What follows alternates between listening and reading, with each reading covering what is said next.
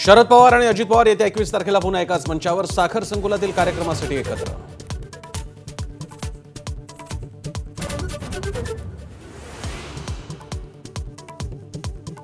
जालन्यात उदय सामंत आणि संदीपान भुमरे यांनी घेतली मनोज जरांगे यांची भेट। तिघांमध्ये चर्चा, भेटीचं कारण गुलदस्त्यात।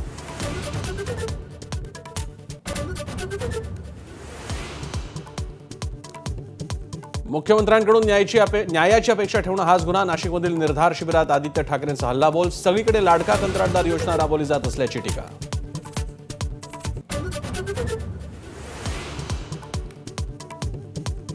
तीव्र उन्हामुळे काँग्रेसने नागपुरातील सद्भावना यात्रा अवघ्या 500 मीटरवर आटोपली। 500 मीटर अंतर पार करणंही काही नेत्यांना ठरलं अडचणीचं। राजवाडा पॅलेसमध्ये सांगता सभा।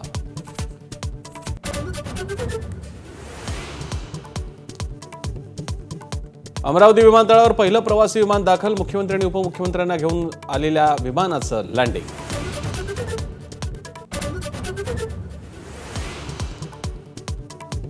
शिवतीर्थावर राज ठाकरे एकनाथ शिंदेंची बंद खोलीत पाऊण तास चर्चा। भविष्यातील संभाव्य युती, जागा वाटपासारख्या मुद्द्यांवर चर्चा। एबीपी माझाला विश्वसनीय सूत्रांची माहिती।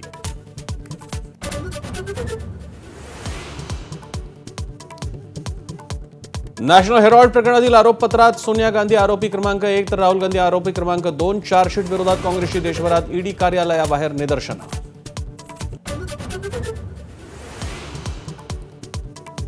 नाशिकच्या काठेगल्ली परिसरातील अनधिकृत सातपीर दर्गा हटवला। कारवाई दरम्यान झालेल्या दगडफेकीत 31 पोलीस अधिकारी आणि कर्मचारी जखमी।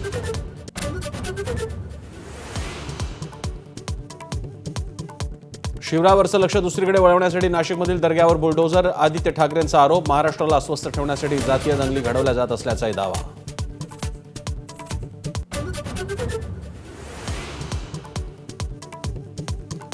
अहिल्यादेवी होळकरांच्या 300व्या जयंतीला अजित पवारांना बोलवणार नाही। भाजप आमदार गोपीचंद पडळकर यांचा निर्धार। जयंती सोहळ्याचं शहांना निमंत्रण देणार असल्याची माहिती।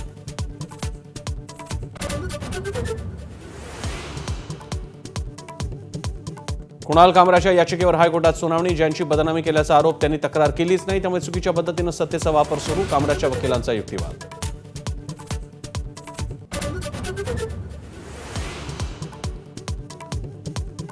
मुंबई मेट्रो 2B मार्गावर चाचण्यांना सुरुवात। डायमंड गार्डन ते मंडाले असा 5.5 किलोमीटरचा टप्पा डिसेंबरमध्ये सुरू होण्याची शक्यता।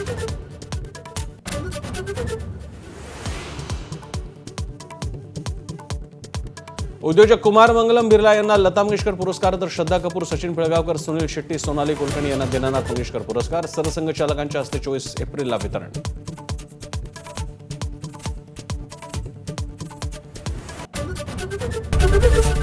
एबीपी माझा, उघडा डोळे बघा नीट।